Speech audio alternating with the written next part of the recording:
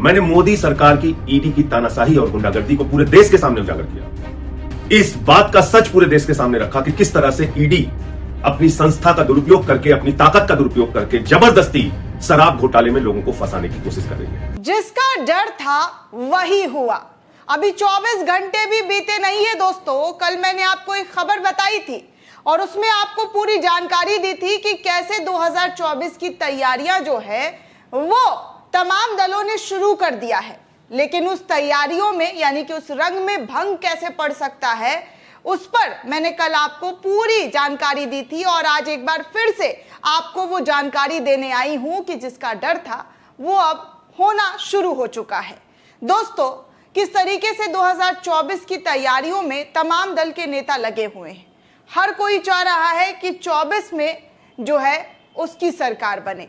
खासकर मैं बात करूंगी तो कांग्रेस जो है वो चाह रही है कि 2024 में वो पूरी ताकत के साथ, पूरी तैयारियों के साथ जो है वो मोदी सरकार से लड़ाई लड़े, जिसके लिए तमाम जो दल है उनको सपोर्ट करे।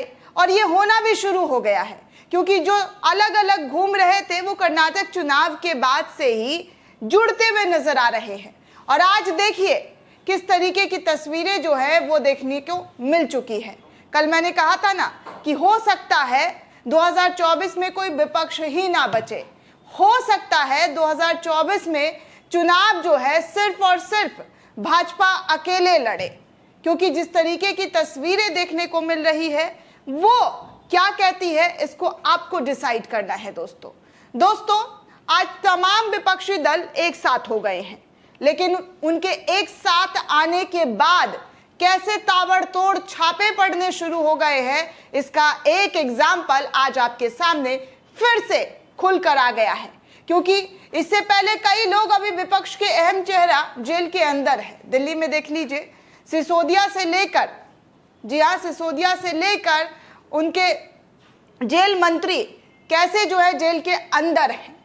लेकिन अब जो है संजय सिंह के करीबियों पर भी छापेमारी पड़नी शुरू हो गई है। जी हाँ दोस्तों, ईडी का छापामारी जो है वो संजय सिंह के करीबियों के घर पर पड़ना शुरू हो गया है। इस बात की जानकारी खुद संजय सिंह दे रहे हैं और किस तरीके का आरोप लगा रहे हैं वो मैं आपको दिखा दूं। सबसे पहले मैं आपको संजय सिंह का वो बयान सुनाना चाहूंगी जो उन्होंने इस वक्त ट्वीट करके चारों ओर हंगामा शुरू कर दिया है। संजय सिंह ट्वीट करते हुए लिखते हैं दोस्तों कि मोदी की दादागिरी जो है वो चरम पर आ गई है।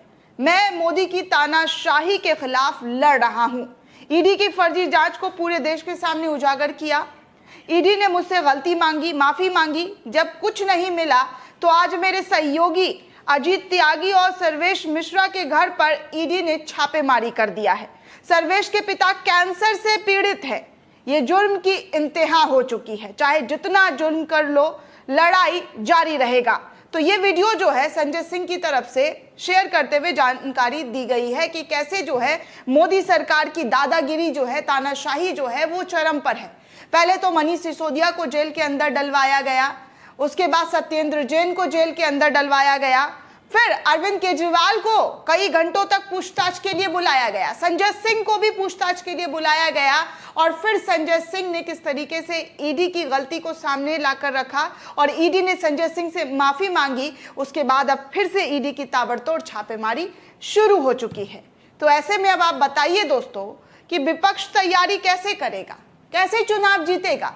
क्योंकि 2024 की तैयारियों में एक तरफ कहा जा रहा है कि तमाम दल तैयारी कर रहे हैं, लेकिन दूसरी तरफ आप देखेंगे तो जो विपक्षी दल है वो तैयारियों में क्या, उल्टा कोर्ट कचहरी और ईडी सीबीआई के छापेमारी में ही कहीं उलझ कर ना रह जाए। जी हाँ दोस्तों, इतनी छापेमारी पड़नी शुरू हो चुकी है जिसकी कोई इंतहा नहीं है। बिहार में वही तस्वीर, बंगाल में वही तस्वीर, महाराष्ट्र में वही तस्वीर, हैदराबाद में वही तस्वीर, तेलंगाना में वही तस्वीर, कर्नाटक के अंदर वही तस्वीर, राजस्थान, छत्तीसगढ़, हर तरफ वही तस्वीर है। तो ऐसे में विपक्ष एकता जैसे जैसे मजबूत हो रही है, जैसे जैसे मोदी सरकार का विरोध कर रही है, उस विरोध को खत्म करने के लिए, आवाज दबाने के लिए किस तरीके से विपक्ष आरोप लगा रहा है कि ईडी और सीबीआई का दुरुपयोग किया जा रहा है। ईडी और सीबीआई का डर दिखाकर हमें कमजोर करने की कोशिश की जा रही है। आज भी दोस्तों मोदी सरकार का जो नया सेंट्रल विस्टा प्रोजेक्ट बनकर तैयार हुआ है, मोदी जी के सपनों का महल जो लगभग बनकर तैयार हो गया है और उसका डेट भी अनाउंस कर दिया गया है कि मोदी जी जो फीता है वो 28 मई को काटने वाले हैं। और इस फीते के काटने से पहले ही विपक्षी दल एक साथ आ गया है। 9 विपक्षी दलों का एक साथ आना दोस्तों अपने आप में कई बड़े सवाल खड़े कर देते हैं।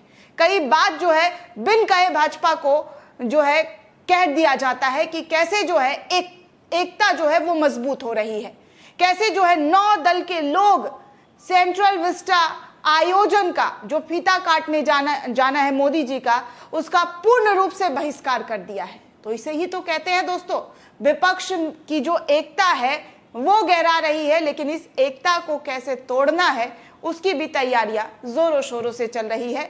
और हो सकता है, जी हाँ, मैंने आपको कल भी कहा था कि हो सकता है 2024 में विपक्ष चुनाव लड़ने के काबिल भी ना बच सके, क्योंकि ईडी और सीबीआई का दुरुपयोग हर बार विपक्ष की तरफ से आरोप लगाते हुए कहा जाता है कि धड़ल्ले से किया जा रहा है।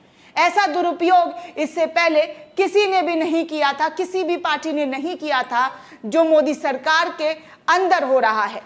दोस्तों, इस पूरे रिपोर्ट को लेकर आप क्या सोचते हैं, आपकी क्या प्रतिक्रिया है, हमें कमेंट सेक्शन में जरूर बताइएगा। साथ ही साथ चैनल को सब्सक्राइब करना बिल्कुल भी ना भूलें।